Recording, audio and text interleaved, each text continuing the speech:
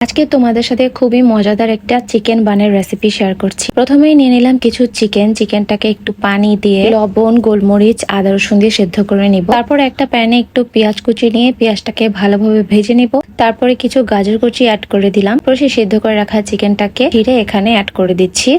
এটাকে ভালোভাবে ভাজার পরে চিকেনের যে পানিটা সিদ্ধ ছিল সেই স্টকটা একটু অ্যাড করে দিলাম। কিছু গোলমরিচ দিয়ে দিলাম। তারপর দিয়ে দিচ্ছি একটু ময়দা, এটা একটা ক্রিমি টেক্সচার আনার জন্য। একটু লিকুইড মিল্ক অ্যাড করে দিচ্ছি, একটু চিনি দিয়ে দিলাম। তারপর এটাকে ঘন ঘন করতে হবে, এরকম কনসিস্টেন্সি আসবে। একটু টমেটো সসও অ্যাড করে দিলাম। যখন এরকম ক্রিমি হয়ে যাবে তখন এটাকে নামিয়ে ফেলতে হবে। তারপর ডো বানানোর জন্য আমরা নিয়ে নিলাম 3 কাপ ময়দা, একটুখানি চিনি, একটু গুঁড়ো দুধ এবং 1 চা চামচ ইস্ট দিয়ে ভালোভাবে উপকরণগুলোকে মিশিয়ে একটু তেল দিয়ে দিলাম। তারপরে পানি দিয়ে ডো বানিয়ে নিতে হবে।